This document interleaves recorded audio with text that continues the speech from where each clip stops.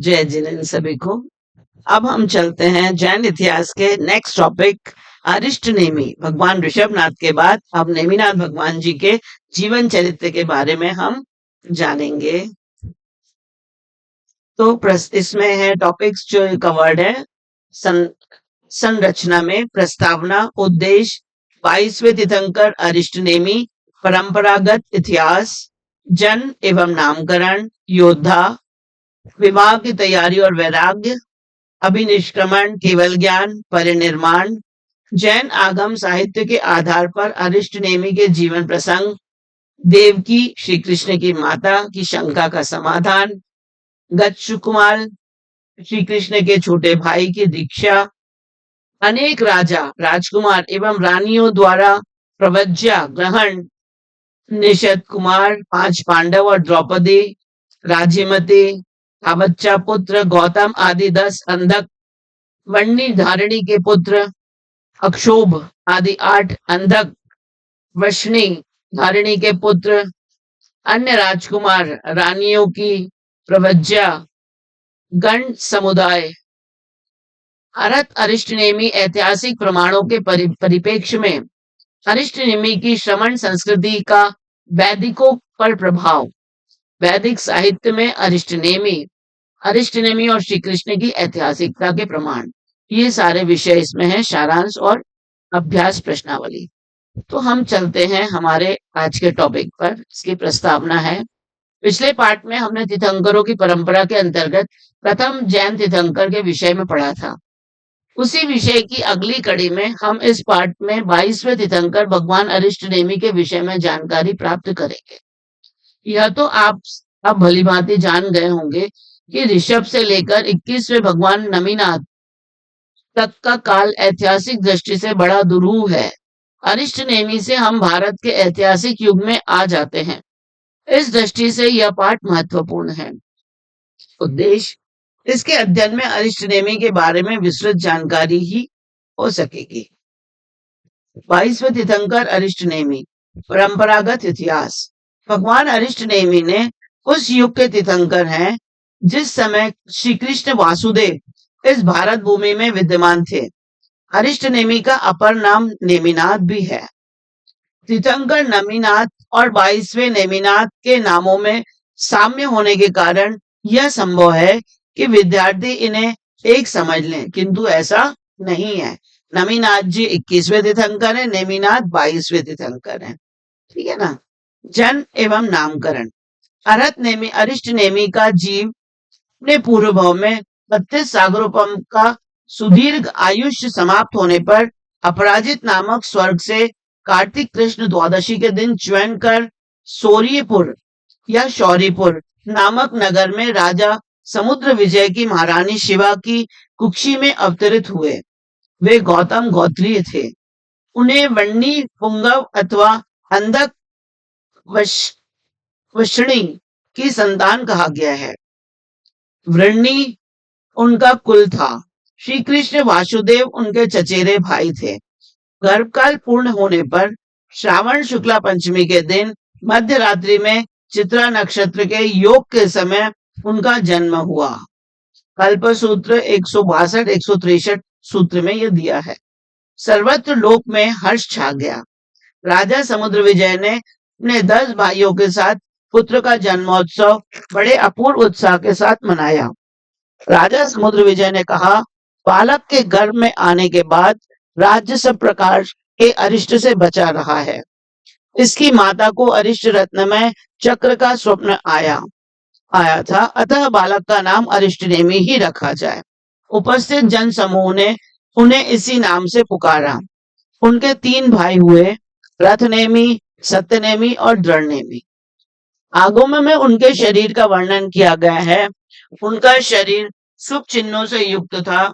वे ऋषभ, वृद्ध ऋषभ, नारद सेना और समचतुरस संस्थान आकृति के धनी थे। उनका उदर मत्स्याकार तथा वर्ण कृष्ण था। उनका कद 10 धनुष था। अब अरिष्ट नेमी करीब 4 वर्ष के हुए उस समय यादवों ने एक बड़े संकट को पार किया। श्री कृष्ण ने मथुरा नरेश कंस का वध किया।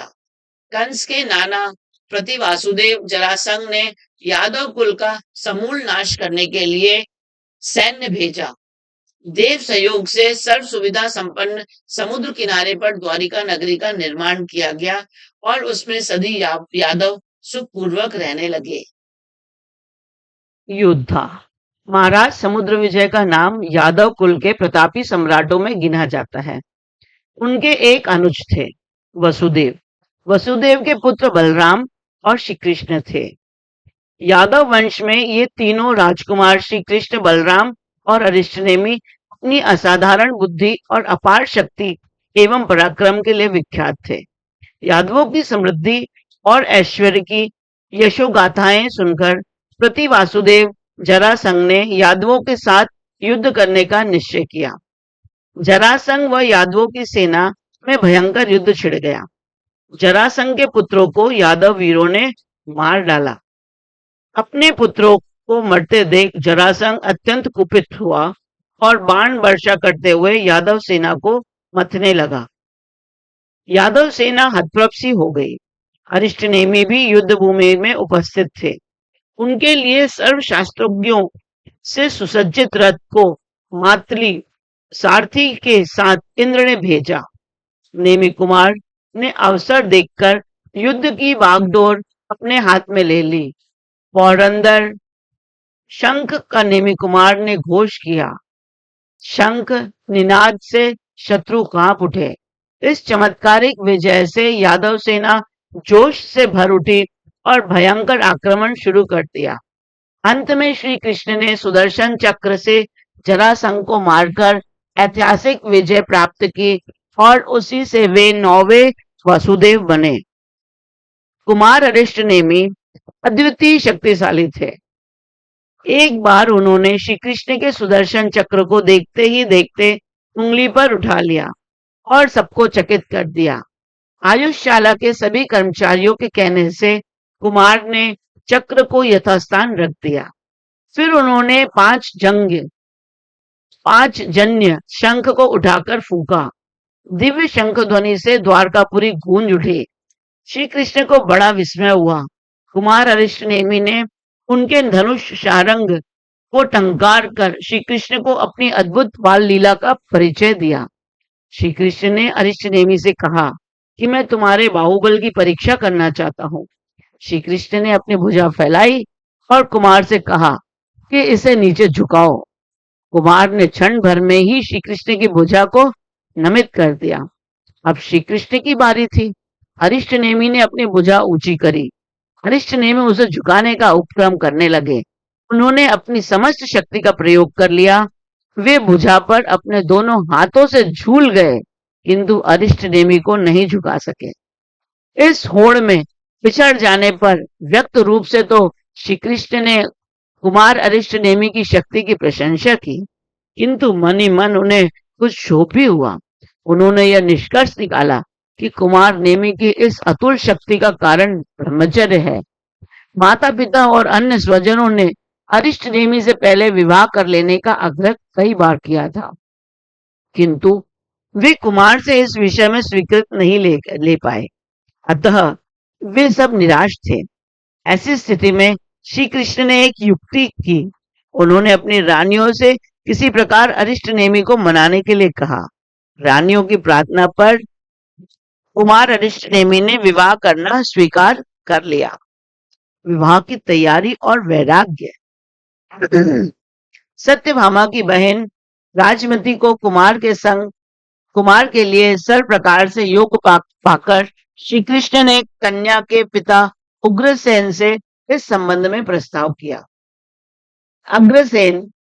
उग्रसेन ने इस प्रस्ताव को तुरंत स्वीकार कर लिया। कुमार अरिष्टनेमि ने इन प्रयत्नों का विरोध नहीं किया और न ही वाचिक रूप से उन्होंने अपनी स्वीकृति दी। यथा समय पर अरिष्टनेमि की भव्य बारात सजी।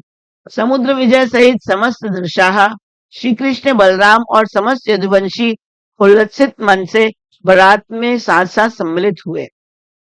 बारात ज्यों ज्यों आगे बढ़ी थी, सबके मन का उत्साह भी बढ़ता जाता था।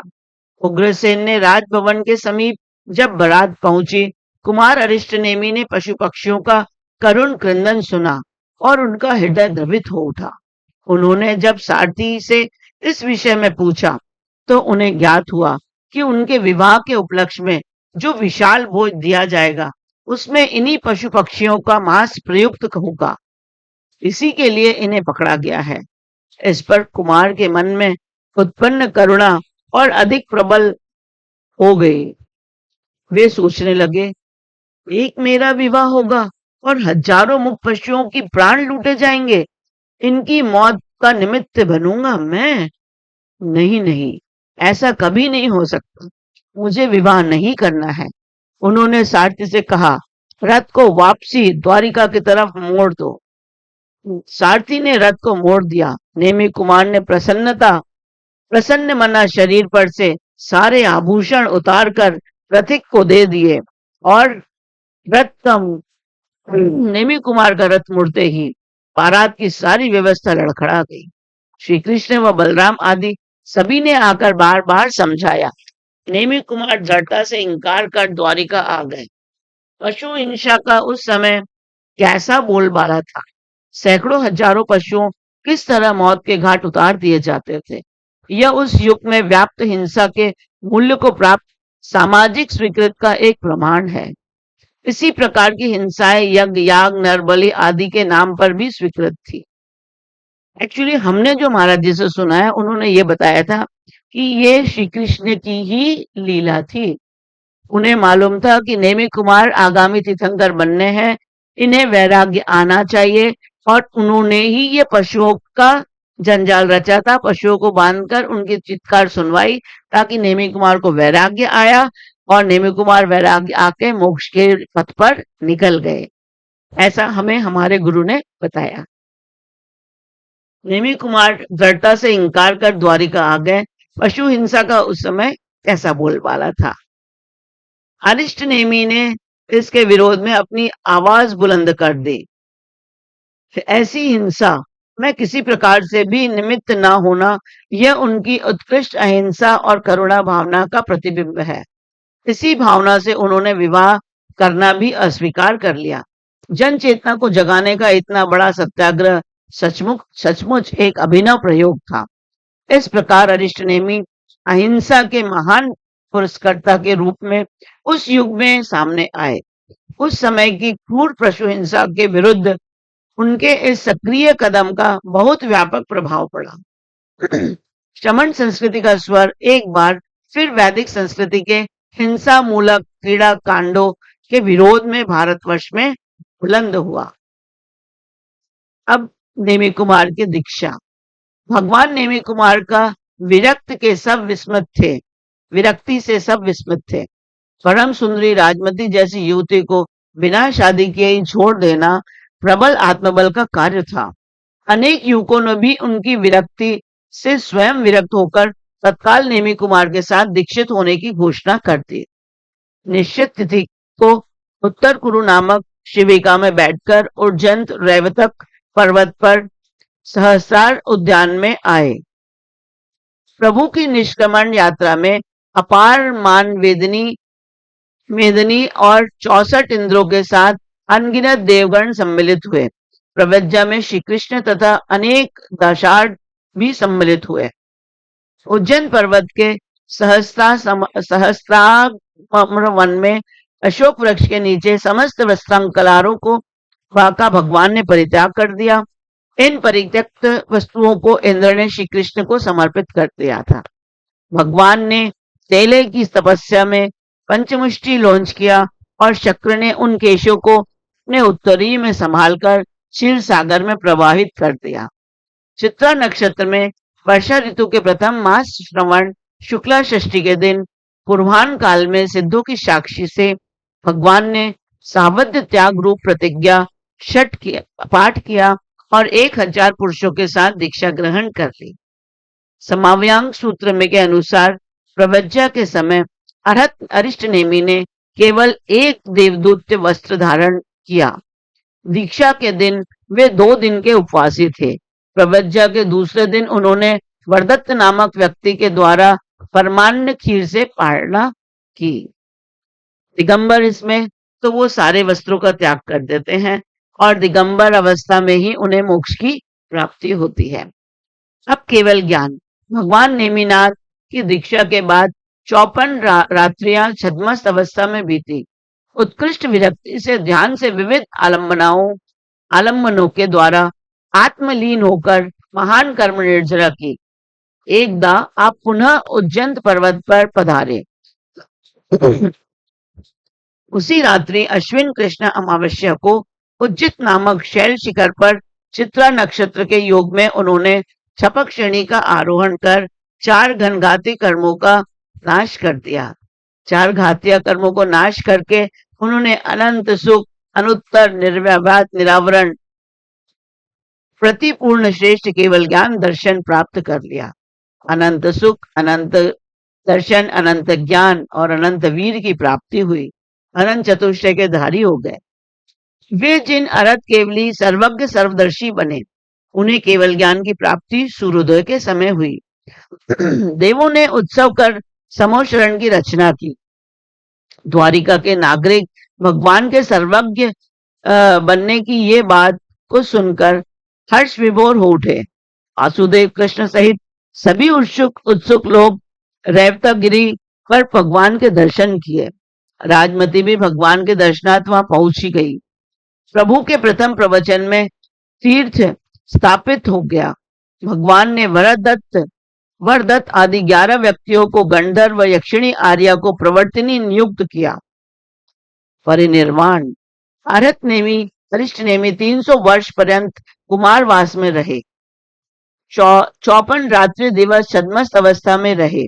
700 वर्ष से कुछ कम वे अरहत अवस्था में रहे। इस प्रकार 1000 वर्षों का आयुष्य पूर्ण होने पर वे परिनिर्वाण को प्राप्त हुए। जीवन के अंतिम समय में भगवान अरिष्टनेमि ने उर्जंत गिरी पर 536 साधुओं के साथ अनशन कर लिया। भगवान ने 30 दिनों के अनशन में आषाढ़ शुक्ला अष्टमी की मध्य रात्रि चित्रा नक्षत्र के योग में शेष 4 अघातीय कर्मों का नाश कर निर्वाण पद प्राप्त किया। वे सिद्ध बुद्ध और मुक्त हो गए। देवों एवं मनुष्यों ने उनका निराहरण समारोह किया। जैन परंपरा के अनुसार उनके निर्वाण के 84,980 वर्ष पश्चात कल्पसूत्र की रचना हुई। जैन आगम साहित्य के आधार पर अरिष्टनेमि के जीवन प्रसंग। जैन आगमों में स्थान स्थान पर भगवान अरिष्टनेमि के जीवन प्रसंगों के संबंध में कुछ बहुत ही महत्वपूर्ण सूचनाएं उपलब्ध हैं। ये संदर्भ यहाँ साहित्यिकता की दृष्टि से बहुमूल्य है, वहां ऐतिहासिक की दृष्टि से कम मूल्यवान नहीं है। यहाँ पर हम इनमें से कुछ चुनकर संक्षेप में प्रस्तुत कर रहे हैं। देवकी श्री कृष्ण की माता की शंका का समाधान। एक बार अरहत अरिष्टनेमि द्वारवती नगरी में पधारे। उनके साथ उनके 6 अंतेवासी अनगाट ऐसे थे जो 6 सहोदर भाई थे तथा रूप, वय, शरीर का वर्ण, लक्ष्य, कानों की रचना, सौंदर्य आदि में बिल्कुल एक दूसरे के समान लग रहे थे। दीक्षा ग्रहण कर वे 6 भगवान अरिष्टनेमि की आज्ञा पाकर या जीवन के लिए 66 तप कर्म, प्रत्येक 2 दिवस का उपवास और तीसरे दिन का पारणा कर रहे थे। एक बार पारणा के दिन 6 भ्राता 3 दल में विभक्त होकर भिक्षा के लिए नगरी में गए। उनमें से एक दल 2 साधुओं ने भिक्षा के लिए राजा वसुदेव की रानी देवकी के घर प्रवेश किया। देवकी ने बहुत ही प्रसन्नता से दोनों साधुओं को केसर या मोदक का दान किया। वे चले गए। इतने में दूसरे दल वहां पहुंचा। उन्होंने भी पुनः उसी प्रकार केसर या मोदक का दान देकर उनका आहार कराया। बहुत प्रसन्न हुई। तीसरी बार फिर तीसरा दल भी वहां पहुंचा और उसे भी उसी प्रकार दान दिया। दान देकर देवकी ने विनय से उनके साथ साधुओं से पूछा कि आप तीसरी बार मेरे यहाँ पधारे हैं, तो क्या श्री कृष्ण वासुदेव की इतनी बड़ी द्वारावती नगरी में आपको अन्यत्र कहीं भोजन पानी का योग नहीं मिला? तीसरे दल के सहोदर भिक्षुओं ने उत्तर दिया, हम प्रथम बार ही आपके यहाँ आए हैं। वैसे ऐसे कोई बात नहीं है। द्वारवती में हमें अन्यत्र भोजन पानी का योग नहीं मिलता है। फिर उन्होंने अपना पूरा परिचय देते हुए बताया कि हम 6 भाई भगवान अरिष्टनेमि के पास एक साथ दीक्षित हुए और एक से लगते हैं। हमारे षट षट का तप कर्म चल रहा है। हम 3 दलों में भिक्षा के लिए जाते हैं। संभव है हमारे भाइयों के 2 दल पहले आपके यहाँ पहुंचे होंगे और उन्हें आपने दान दिया होगा। साधुओं ने अपना परिचय भी दिया कि हम भादिलपुर नगरी में भादिलपुर नगरी के नाग नामक गातापति की सुलसा नामक भार्या से 6 सहोदर पुत्र हैं। उस समय रानी देवकी को पूरी बात समझ में आ गई कि यह 6 साधु जो 3 दलों में आए थे वे अलग अलग थे। किंतु रानी देवकी के मन में एक शंका उत्पन्न हुई। मुझे एक अतिमुक्तक नामक कुमार श्रवण ने बाल्यावस्था में भविष्यवाणी करते हुए कहा था कि तुम्हारे नल कुबेर जैसे एक समान 8 पुत्र होंगे। ऐसे पुत्र को किसी स्त्री के इस भारतवर्ष में नहीं होंगे। तो ये 6 साधु और उस किसी माता के पुत्र कैसे हो सकते हैं? रानी देवकी शंका का समाधान करने हेतु अरिष्टनेमि के पास पहुंची और सारी बात कही, अपनी शंका की प्रस्तुत की। भगवान ने उनकी शंका का समाधान करते हुए बताया, वस्तुतः ये 6 तुम्हारे ही पुत्र हैं। हरिण हरिणमेशी नामक देव ने तुम्हारे इन पुत्रों को सुलसा की कुक्षी में सहारण देव भक्ति से दूसरे स्थान में स्थापना कर दिया था तथा सुलसा ने सद्य मृत पुत्रों को तुम्हारी कुक्षी में।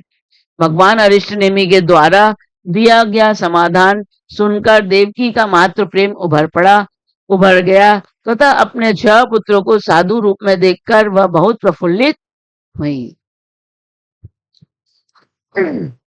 गत सुकुमाल श्री कृष्ण के छोटे भाई की दीक्षा। देवकी ने जब अपने 6 पुत्रों की बात भगवान अरिष्टनेमि से सुनी तो उसके मन में यह इच्छा जागृत हुई कि श्री कृष्ण सहित मैंने 7 पुत्रों को जन्म दिया, पर एक भी पुत्र का बाल भाव देखने का सौभाग्य मुझे नहीं मिला। श्री कृष्ण को जब यह बात बताई तो श्री कृष्ण ने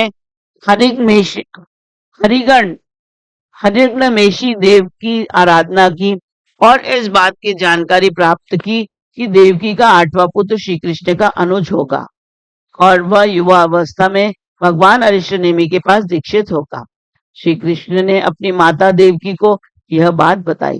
कालांतर में देवकी ने 8वें पुत्र को जन्म दिया जिसका नाम गत सुकुमाल रखा गया था। उसी द्वारवती में शामिल नामक एक ब्राह्मण की सोमा नामक पुत्री थी। श्री कृष्ण ने अपने अनुज की भार्या बनाने हेतु सोमिल से उसकी मांग की। सोमिल ने मांग स्वीकार कर ली। श्री कृष्ण ने सोमा को कन्याओं के अंतपुर में रखा ताकि वह गत सुकुमाल की भार्या बन सके। इधर गत सुकुमाल भगवान अरिष्टनेमि के प्रवचन सुन विरक्त हो गए, पर श्री कृष्ण के आग्रह को मान एक दिन के लिए राज्य को भोग कर प्रवज्ञा ग्रहण कर अनगार बन गए।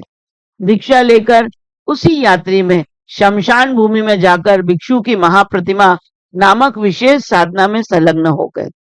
संयोगवश उनका ससुर सोमिल वहां से गुजरा और गत सुकुमाल को मुनि बना देखकर कुपित हो गया। अपनी पुत्री को छोड़कर मुनि बनने वाले अपने जामाता मतलब मुनि का बदला लेने के लिए उसने ध्यानस्थ मुनि के सिर पर मिट्टी की पाल बांधकर उसमें शमशान के जल रही चिता में से जलते हुए अंगारों को लाकर रख दिया, फिर वहां से चला गया। गत सुकुमाल मुनि अत्यंत असह्य वेदना को समभाव से सहन कर सभी कर्मों को नष्ट कर उसी यात्री में सिद्ध बुद्ध और मुक्त हो गए। उधर श्री कृष्ण जब भगवान अरिष्टनेमि के पास पहुंचे और अपने अनुज गत सुकुमाल मुनि के विषय में पूछा तो अरिष्टनेमि ने उन्हें सारी बात से ज्ञात किया तथा बताया कि मुनि का हत्यारा सौमिल ब्राह्मण भी स्वयं श्री कृष्ण को मिलेगा तथा उन्हें देखकर भय के कारण उसी क्षण मृत्यु को प्राप्त हो जाएगा। श्री कृष्ण जब वापस लौट रहे थे तब वैसा ही हुआ। सौमिल ब्राह्मण श्री कृष्ण को देखकर तत्क्षण भयभीत होकर धरणी तल पर धस होकर गिर गया और उसके प्राण पखेरु उड़ गए। अनेक राजकुमार एवं रानियों द्वारा प्रवज्या ग्रहण। भरत अरिष्टनेमी के युग में तत्कालीन अनेक नरेशों एवं राजकुमारों ने भगवान के पास प्रवज्या ग्रहण की। उनमें से कुछ उल्लेखनीय व्यक्ति हैं। निषद कुमार, ये राजा बलदेव के पुत्र थे। इनकी माता का नाम रेवती था। बलदेव श्री कृष्ण वसुदेव के सौतेले अग्रज थे। वसुदेव की दूसरी रानी रोहिणी के पुत्र थे। जैन परंपराओं में वसुदेव के बड़े भाई बलदेव या राम कहलाते हैं। इनकी गणना 63 शलाका पुरुषों में की जाती है। 24 तीर्थंकर, 63 शलाका पुरुषों में 24 तीर्थंकर होते हैं, 12 चक्रवर्ती, 9 नारायण मतलब 9 वासुदेव, 9 बलदेव, 9 प्रति वासुदेव, प्रति नारायण। इस प्रकार 63 व्यक्ति प्रत्येक काल चक्राट में भारतवर्ष, भरत क्षेत्र और ऐरावत क्षेत्र में पैदा होते हैं। निर्यावलिया के पंचम वर्ग वन्नीह दसाऊ 12वें उपांग में निषद द्वारा भगवान अरिष्टनेमी के द्वारा चरित्र ग्रहण तथा अंत में अनशन के आराधन द्वारा सर्वार सिद्ध नामक सर्वोत्कृष्ट अनुत्तर विमान में देव रूप उत्पत्ति और अगले भाव में मोक्ष प्राप्त करने का वर्णन दिया गया। 5 पांडव और द्रौपदी। अगर श्री कृष्ण और नेमि कुमार का वर्णन है तो 5 पांडव का वर्णन तो आएगा ही आएगा। इतिहास प्रसिद्ध महाभारत युद्ध के योद्धा 5 पांडव एवं द्रौपदी का विस्तृत आख्यान नायाधम्म कहाऊ ज्ञाता धर्म कथांग सूत्र के 16वें अध्ययन में उपलब्ध है। ऐतिहासिक दृष्टि में यह बहुत महत्वपूर्ण है। अंत के 5 पांडवों स्थविरों के पास प्रवज्या ग्रहण करते हैं। 5 पांडवों चतुर्दश पूर्वों का अध्ययन करते हैं तथा अनेक वर्षों तक नानाविध तपस्या करते हैं। द्रौपदी आर्या सुव्रता के पास दीक्षित होकर 11 अंगों का अध्ययन करती है तथा अनेक वर्षों तक नानाविध तपस्या करती है।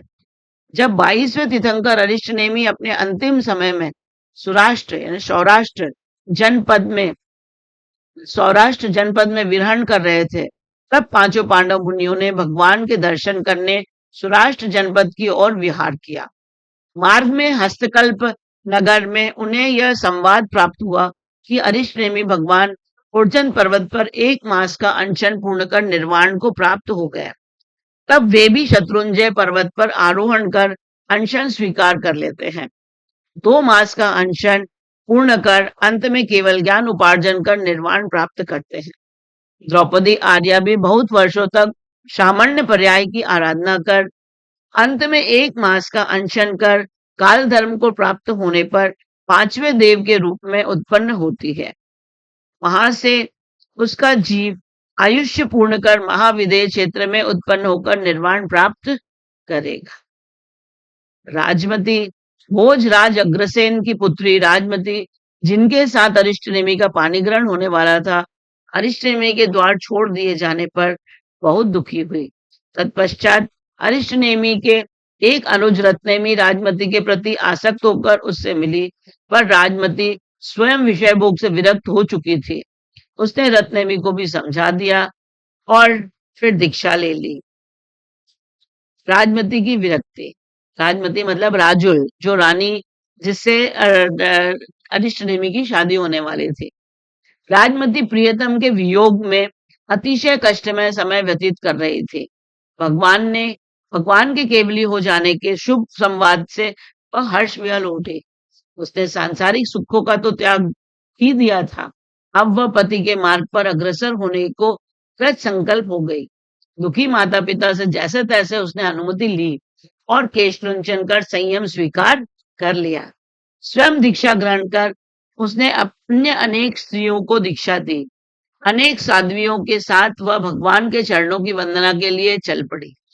इस समय मार्ग में सहसा वर्षी के कारण ये सभी साध्वियां और राजमती भीग गई। वे अलग अलग कंदराओं में शरण चली गई। संयोगवश जिस गुफा में राजमती जी घुसी, उसी में मुनि रत्नेमी पहले से ही विद्यमान थे।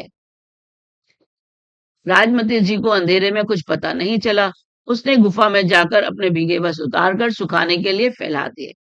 अचानक विद्युत प्रकाश में रत्नेमी की दृष्टि उस पर पड़ी। एक बार दीक्षा से पूर्व रत्नेमी के परिणय प्रस्ताव को राजमती ने ठुकरा दिया था। काम वासना से आविष्ट रत्नेमी अपने मुनित्व को भूल गए। उसने अपना कुत्सित प्रस्ताव राजमती के समक्ष रखा। राजमती ने उसकी भर्त्सना की। राजमती जी की फटकार से रत्नेमी पुनः धर्म में स्थिर हो गया। भगवान के चरणों में पहुंचकर रत्नेमी ने अपने पापों का आलोचना की, प्रतिक्रमण के माध्यम से आत्मशुद्धि की। कठोर तप से उसने कर्मों को नष्ट किया और अंतः मुक्त हुए। इसका मार्मिक वर्णन उत्तर अध्ययन के 22वें अध्ययन में उपलब्ध है। दशवैक कालिक के दूसरे अध्ययन में भी यही बात मिलती है। राजमती भी तप, व्रत, साधना आदि के द्वारा कैवल्य प्राप्त कर निर्वाण को प्राप्त हुई, अगले भाव में दिगंबरों के हिसाब से। थावच्चा पुत्र द्वारिका की प्रसिद्ध श्राविका थावच्चा का पुत्र अपनी मां के नाम से प्रसिद्ध हुआ था। माता के द्वारा संसार के स्वरूप को की जानकारी प्राप्त कर थावच्चा पुत्र उत्सुक से अरिष्ट नेमि के आगमन की प्रतीक्षा करने लगा। कुछ समय बाद उनका आगमन हुआ। वह अपनी मां के साथ भगवान के समोशरण में गया, उनका प्रवचन सुना, प्रतिबुद्ध हुआ और मां की आज्ञा लेकर भगवान के पास दीक्षित हो गया। उन्होंने 32 पत्नियों का त्याग कर 1000 पुरुषों के साथ प्रवज्ञा ली। उनकी प्रवज्ञा दीक्षा रैवतक पर्वत के नंदनवन में हुई। उस समय अरिष्ट नेमि इस वन के सूरप्रिय यक्ष के यक्षायतन में विराजते थे। थावच्चा पुत्र ने सबीरों से सामायिक आदि 14 पूर्वों का अभ्यास किया तथा नाना प्रकार के तप किए। अरिष्ट नेमि ने थावच्चा पुत्र के साथ प्रवज्जित सहस्त्र पुरुषों को उन्हें ही शिष्य के रूप में सौंप दिया था। अनगार थावच्चा पुत्र ने भगवान की आज्ञा से अलग जिनपद विहार किया। सेलकरपुर के राजा सेलक और उनके 500 मंत्री श्रावक धर्म को ग्रहण कर श्रमणोपासक हुए। सौगंधिका नगरी का नगर श्रेष्ठी सुदर्शन शुक्र नामक परिव्राजक का अनुयायी था। वह शौच मूल धर्म को मानता था। थावच्चा पुत्र ने उसे विनय मूल धर्म बताया। वह भी श्रमणोपासक हुआ। बाद में शुक्र परिव्राजक सुदर्शन को ले थावच पुत्र के पास आया। लंबी चर्चा हुई। अंत में शुक्र अपने 1000 शिष्यों के साथ मुंडित हो थावच्चा पुत्र के पास प्रज्वलित हुए। शुक्र भी बड़ा प्रभावशाली अनगार निकला। अंत में थावच्च पुत्र ने पुंडरीक पर्वत पर श्याम शिलापट्ट पर पादोपगमन अनशन किया। 1 मास की संलेखना की। उन्हें केवल ज्ञान, केवल दर्शन उत्पन्न हुआ और वे सिद्ध हुए। राजा सेलक और उनके 500 मंत्रियों की शुक्र से दीक्षा ली। सेलक राजश्री के पतन और उत्थान की कहानी बड़ी रोचक थी। अरिष्ट नेमि की श्रमण संस्कृति का वैदिकों पर प्रभाव। वैदिक काल के अंतिम भाग में ही पशु बलि के विरोध में एक लहर चल पड़ी थी। मगध नरेश वसु चैध्योपरिचर के समय में पर्वत नारद उसी प्रश्न को लेकर हुआ था। इस घटना के विषय में जैन एवं ब्राह्मण दोनों अनुश्रुतियां एक मत हैं। अपने बंधु तीर्थंकर अरिष्ट नेमि के विचारों से प्रभावित कृष्ण वासुदेव और उसके भाई बलराम भक्ति प्रधान अहिंसा धर्म की इस लहर के अनुयायी एवं सबल पोषक थे। महाभारत के उपरांत काल में कुछ वैदिक ब्राह्मणों को छोड़कर शेष बहुभाग समाज इसी लहर का अनुयायी होता चला गया। इसके नेता प्रमुखतः क्षत्रिय लोग थे, जो प्रत्यक्ष श्रमण परंपरा के नहीं थे या नहीं हुए। वे वैदिक परंपरा में से ही वैदिक कर्मकांड तथा याज्ञिक हिंसा का विरोध और अध्यात्म के बीज खोजने लगे। इन्होंने औपनिषदिक रहस्यवाद को जन्म दिया। विधेय इनका केंद्र था। इंद्र और वैदिक देवताओं के स्थान में अखिल विश्व में संचलित चेतन पुंज रूप निर्विकार निराकार अजर अमर ब्रह्म की स्थापना हुई। वैदिक यज्ञों को फूटे नक की उपमा दी गई। आत्मदर्शन या आत्मानुभूति को परम प्राप्तव्य बताया गया। दुष्चरित का त्याग, इंद्रियों का निग्रह, मनस मनसकता मनसकता, सुचिता, मन वाणी कर्म का नियमन, तप ध्यान, ब्रह्मचर्य, श्रद्धा, शांति, सम्यक ज्ञान, विज्ञान, समाधि या आत्मलीनता से परम पद प्राप्त करने का उपदेश दिया जाने लगा। वस्तुतः औपनिषदिक विचारधारा का जैन अध्यात्म के साथ इतना विलक्षण सादृश्य है कि बहुधा एक में दूसरे का भ्रम हो जाता है। अनेक उपनिषदों में तो विशिष्ट जैन शब्दावली तक प्रयुक्त हुई मिलती है, इसमें कोई संदेह नहीं है। उत्तर वैदिक कालीन औपनिषदिक विचारधारा उस युग में श्रवण संस्कृति के पुनरुत्थान की ही सूचक है। वैदिक एवं श्रवण संस्कृति के समन्वय का यह एक सुंदर प्रयत्न था। इस काल में किसी राज्य द्वारा भी किसी वैदिक यज्ञ के लिए जाने के प्रायः कोई प्रमाण नहीं मिलते। जन साधारण को याज्ञिक हिंसा के से अरुचि हो गई थी। वैदिक धर्म इतना जटिल एवं आडंबर पूर्ण बना डाला गया था कि वह लोकाग्र ही नहीं रह गया था। वह शनैः शनैः कातिपय वेदनायुयायी ब्राह्मण विद्वानों में ही सीमित होता चला गया। जन साधारण या तो श्रवणोत्पोषक पासक था या ब्रह्मवादी जनकों के उपनिषद धर्म का अनुसरता, अथवा इन दोनों के समन्वय से जो सदाचार एवं भक्ति प्रधान एक नवीन लोकधर्म सामान्यतः अलक्ष्य रूप में उदित हो रहा था, उसी से संतुष्ट था। वर्णाश्रम व्यवस्था इस युग की इस नवीन धारा की एक प्रमुख विशेषता थी। इस युग के उक्त श्रमण धर्म पुनरुत्थान के सर्वप्रथम पुरुषकर्ता 22वें तीर्थंकर नेमिनाथ या अरिष्ट नेमि थे। श्री कृष्ण ने प्रवृत्ति का मार्ग अपनाया और नेमिनाथ ने निवृत्ति का। तीर्थंकर नेमिनाथ का प्रभाव विशेषकर पश्चिमी एवं दक्षिणी भारत पर हुआ। दक्षिण भारत के विभिन्न भागों से प्राप्त जैन तीर्थंकरों की प्राचीन मूर्तियों में नेमिनाथ की प्रतिमाओं का बहुमूल्य है, जो अकारण नहीं है। उत्तरार्ध के मध्य में उस समय वैदिक धर्म एवं वैदिक की क्षत्रियों की राज्य सत्ताएं ही सबल थी, किंतु महाभारत के विनाशकारी युद्ध ने उक्त राज्य सत्ताओं के साथ साथ वैदिक धर्म को भी वहां निस्तेज कर दिया था। स्वयं पांडव बंधु अंत में नेमिनाथ के जैन मुनियों के रूप में तप करके सदगति प्राप्त हुई, ऐसा बताया जाता है। महाराज श्री कृष्ण, हाँ हमने भी सुना, हमारे महाराज जी ने बताया कि उसमें से 5 पांडव में से 3 पांडव तो मोक्ष चले गए थे और 2 नकुल और सहदेव छोटे वाले सरवार सिद्धि गए हैं, है ना। स्वयं पांडव बंधु अंत में नेमिनाथ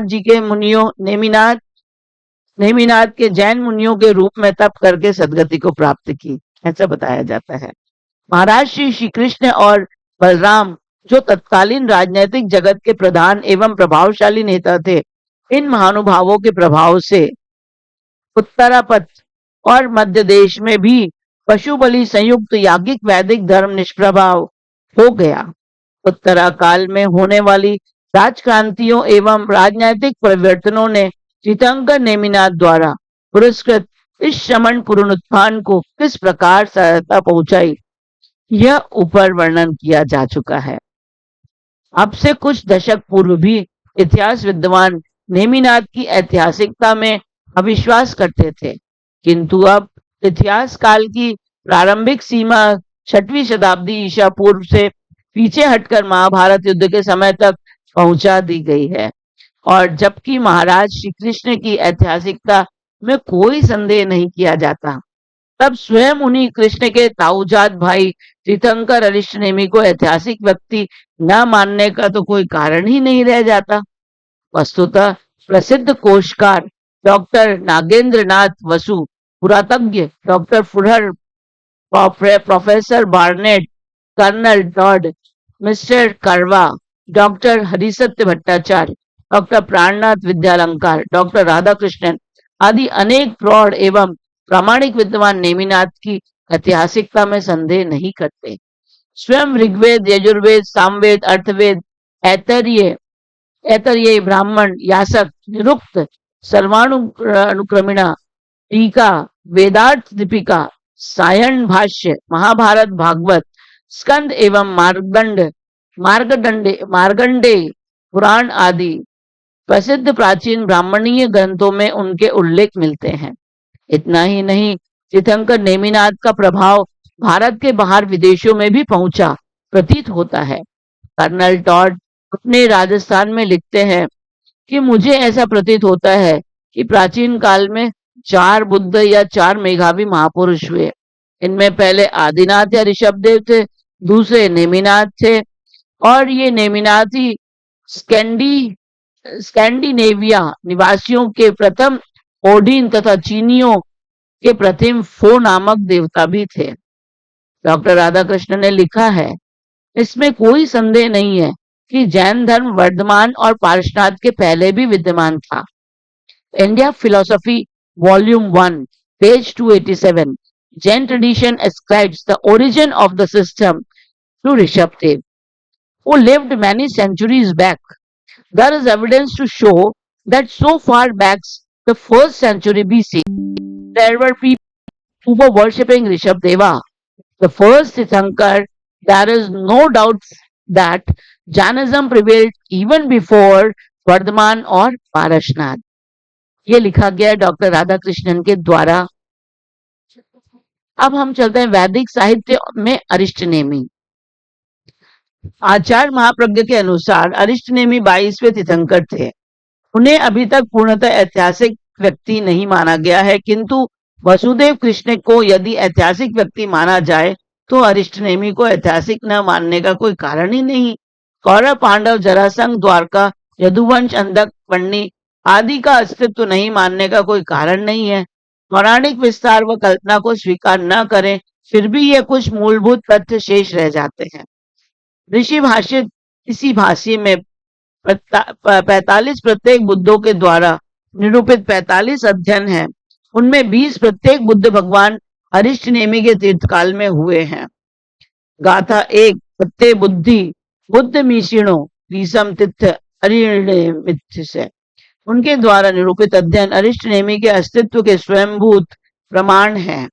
उत्तराधन 1 समीक्षात्मक अध्ययन जैन आगमों से प्राप्त उनकी सहज जीवनी से अरहत अरिष्टनेमी के जन्म स्थान, वंश, प्रवज्जा, साधना, व्यक्तित्व और धर्म प्रचार के विषय में जो प्रामाणिक और सहज मानवीय घटनाएं मिलती हैं, उनको देखते हुए उनकी ऐतिहासिकता के विषय में किसी को भी शंका करने का कोई कारण नहीं रह जाता।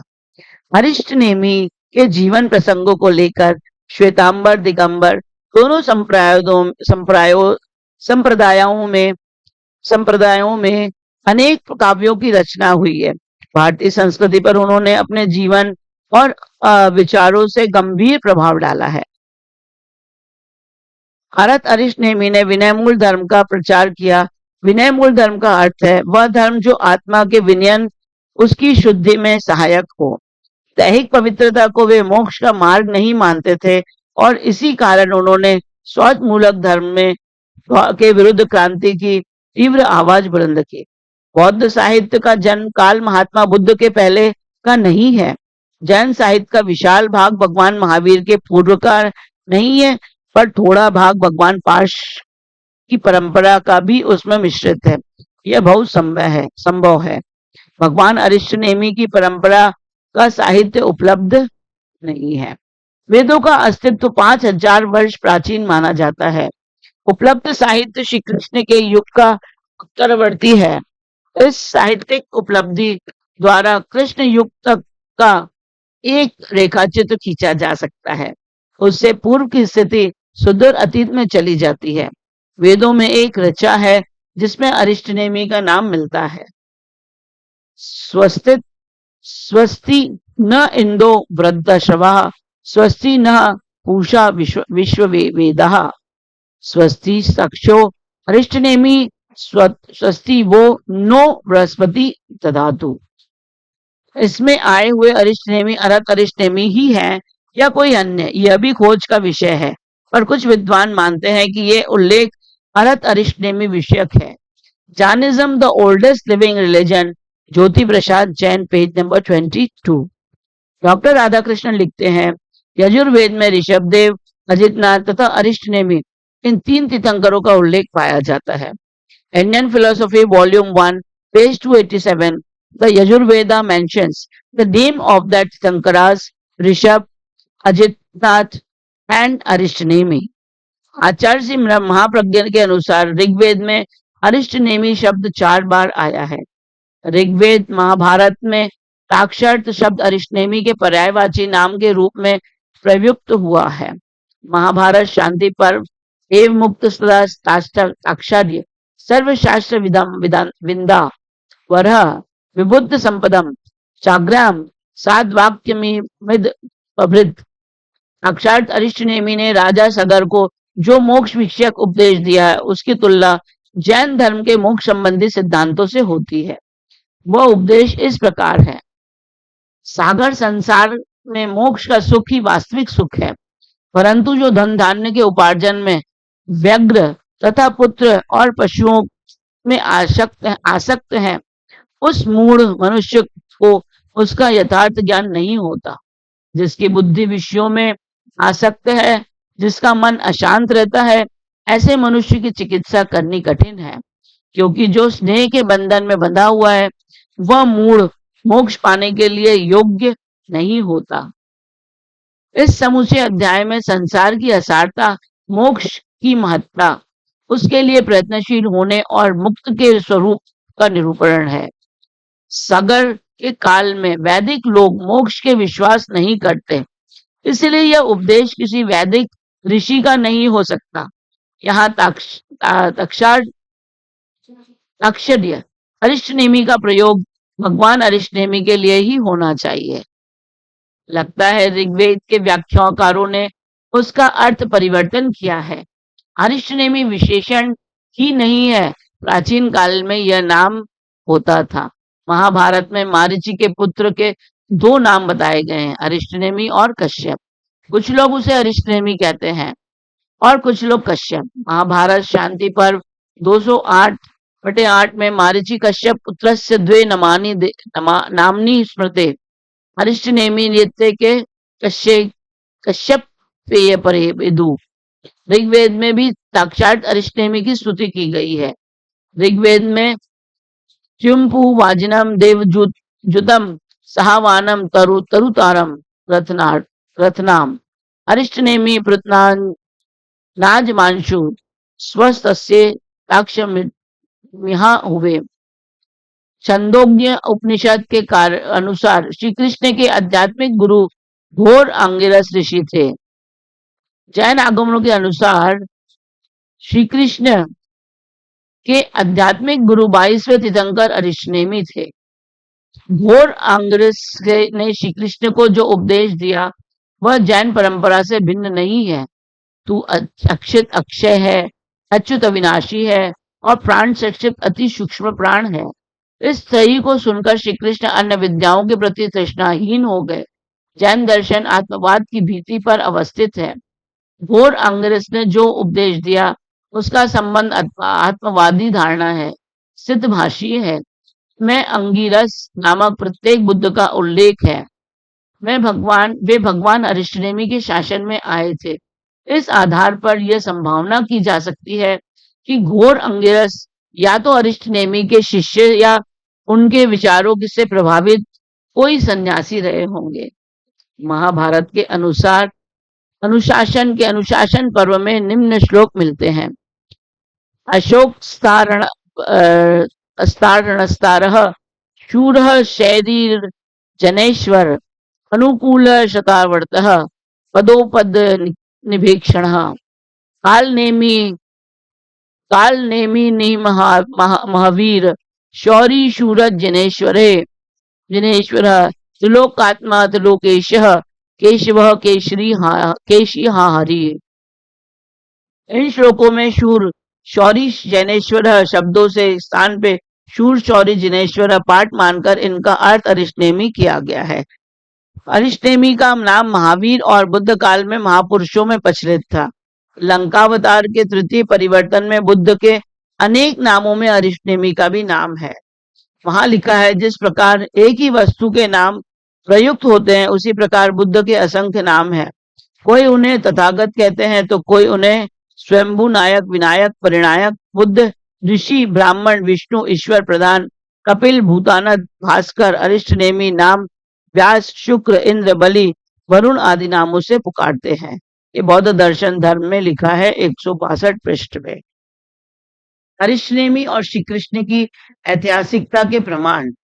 भरत अरिष्टनेमी और वासुदेव कृष्ण के जीवन वृत्त स्वतः जुड़े हुए हैं। कृष्ण वासुदेव के पुत्र थे और अरत अरिष्टनेमी वासुदेव के ज्येष्ठ भ्राता समुद्र विजय के पुत्र थे। इस तरह दोनों एक वंश और एक परिवार के थे। इतना ही नहीं, दोनों महापुरुषों के जीवन वृत्तांत परस्पर इतने संबंधित हैं कि एक के वर्णन के साथ दूसरे का उल्लेख आवश्यक हो जाता है। जैन आगमों में दोनों महापुरुषों के जीवन वृत्तांत का विस्तार उल्लेख रहने पर भी यह एक आश्चर्य की बात है कि ब्राह्मण परंपरा के ग्रंथों में कृष्ण के वर्णन के साथ भरत अरिष्टनेमी के जीवन वृत्तांत का कुछ भी उल्लेख नहीं। संभवतः इसके पीछे किसी विशेष प्रकार की मनोवृत्ति ने कार्य किया हो। जैन आगमों के अनुसार कृष्ण भरत अरिष्टनेमी के परम भक्त थे। कृष्ण के अनेक पुत्र, अनेक रानियां और अनेक पारिवारिक लोग अरिष्टनेमी के शिष्य बने। वेदों में कृष्ण ने देव रूप की चर्चा नहीं की। छांदोग्य उपनिषद में श्री कृष्ण ने के यथार्थ रूप का वर्णन है। पौराणिक काल में कृष्ण का रूप परिवर्तन होता है, वे सर्वशक्तिमान देव बन जाते हैं। कृष्ण के यथार्थ रूप का वर्णन जैन आगमों में मिलता है। अरिष्टनेमी और उनके वाणी से भी वे प्रभावित थे। इसे अस्वीकार नहीं किया जा सकता। उस समय सौराष्ट्र की आध्यात्मिक चेतना का आलोक समूचे भारत को आलोकित कर रहा था। वैदिक साहित्य के अनुसार श्री कृष्ण यदुवंश में उत्पन्न हुए थे। उनके पिता का नाम वसुदेव था और माता का नाम देवकी था। जैन आगमों के अनुसार भी उनके पिता का नाम वसुदेव ही था और वे अंधक वृष्णि अथवा वृष्णि कुल में उत्पन्न हुए थे। जैन आगमों में मानधर्मर्धक के रूप में कृष्ण के जीवन की अनेक घटनाओं का उल्लेख आया है। कृष्ण ने अति भयंकर गर्जन करते हुए घमंडी चाणूरमल का विनाश किया। चाणूर कंस का एक असुर था। मल्ल युद्ध में उसके बल वध की कथा भागवत में भी है। अरिष्ट नामक दुष्ट बैल का वध किया। भागवत में भी वृषभासुर अरिष्ट बैल के वध की कथा है। वैदिक ग्रंथों के अनुसार कृष्ण कंस का वध करने में समर्थ हुए और मथुरा के राज्य पर अधिकार कर लिया। जैन आगमों में उल्लेख है कि कृष्ण ने कंस का मुकुट मर्दन किया। वैदिक ग्रंथों में ऐसा वर्णन मिलता है कि मथुरा का अधीन कर लेने पर भी कृष्ण उसको अधिक वर्षों तक अपने अधिकार में नहीं रख सके। मगध अधिपति जरासंध ये कंस के ससुर थे।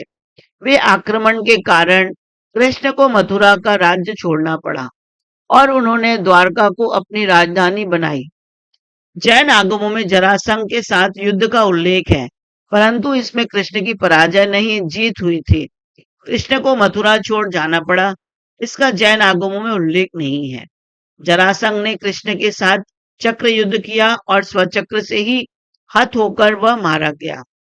वैदिक मान्यताओं में द्वारिका को राजधानी बनाने के बाद श्री कृष्ण ने विदर्भ की राजकन्या रुक्मणी को अपनी प्रधान रानी बनाया। श्री कृष्ण की कुल रानियां की संख्या 16,000 थी और उनके 18,000 पुत्र थे। 1,80,000 पुत्र थे। जैन आगमों में रुक्मणी का नाम उल्लेख नहीं है। रुक्मणी का नाम अवश्य मिलता है। रुक्मणी को पाने के लिए श्री कृष्ण को शिशुपाल के साथ युद्ध करना पड़ा था।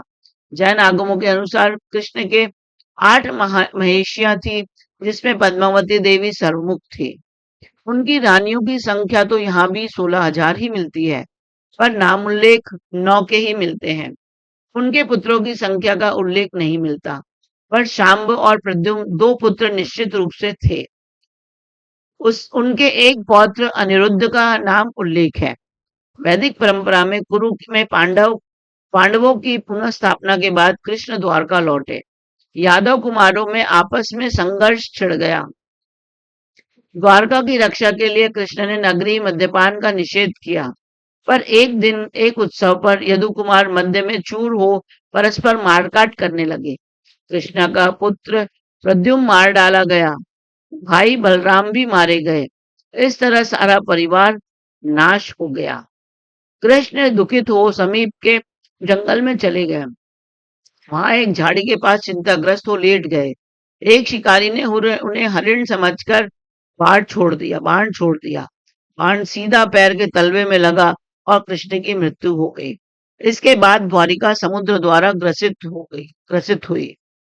जैन आगमों में भी द्वारवती नगरी का विनाश मदिरा अग्नि और दीपायन मुनि के द्वारा बताया गया है। कृष्ण की मृत्यु के विषय में सामान्य अंतर है। जैन मान्यताओं के अनुसार द्वारवती नगरी दीपायन देव के कोप से भस्म हुई। कृष्ण माता पिता और स्वजनों से रहित हुए। उनको ले वे दक्षिण दिशा के किनारे बसी पांडु मथुरा की ओर अग्रसर हुए। पांडु राजा के पुत्र पांचों पांडव उस समय मथुरा में रहते थे। रास्ते में कौशाम्बी नगरी के वन में न्योग्र वृक्ष के नीचे पृथ्वी शिलापट्ट पर पीत वस्त्र द्वारा शरीर को आच्छादित कर कृष्ण आराम करने लगे। उस समय जरा कुमार द्वारा कोदंड से छोड़ा गया तीक्ष्ण बाण उनके बाएं पैर में लगा। उसे बिंधे जाने पर कृष्ण की मृत्यु हो प्राप्त हुए। अखंड चोर कृष्ण, गोपी रसिक कृष्ण का दर्शन जैन वर्णन में नहीं है। कृष्ण के जीवन के ये पहलू वास्तव में ही बहुत अर्वाचीन है। इतिहासज्ञ इसमें एक मत है। उनका वास्तविक जीवन एक विक्षण योद्धा और संकट मोचक का ही है। यही रूप असली और प्राचीन है। जैन आगमों में ऐसा ही विशुद्ध मिलता है। आगमिक वर्णन में कृष्ण एक महारथी के रूप में प्रकट होते हैं। वे परम पुरुष कहलाते हैं और अपने युग के वासुदेव थे।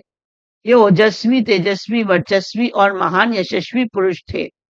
बड़े स्वामिनी और अप्रतिहित बलि थे। वे शरणागत, वत्सल और शरण योग थे। संकट मोचन उनका स्वभाव था। वे मुकुल मुक्त और मंशुल भाषी थे। वे वचन के बड़े पक्के थे। वे हृदय से अत्यंत विशाल व्यक्ति देखे जाते हैं। सारांश, भरत अरिष्टनेमी और वासुदेव कृष्ण भारतीय संस्कृति के दो महान पुरुषकर्ता हैं। भरत अरिष्टनेमी निवृत्ति मार्ग के ऋषि थे। वे श्रमण संस्कृति के अत्यंत उपदेष्टा तीर्थंकर थे। जैन परंपराओं के अनुसार भविष्य में भी कृष्ण इसी जम्बूद्वीप में आगामी उत्तरपिणी के पांडु जनपद में शतद्वार नामक नगर में 12वें अगम तीर्थंकर होंगे। ये हमने आज जाना तीर्थंकर नेमिनाथ भगवान का जीवन चरित्र।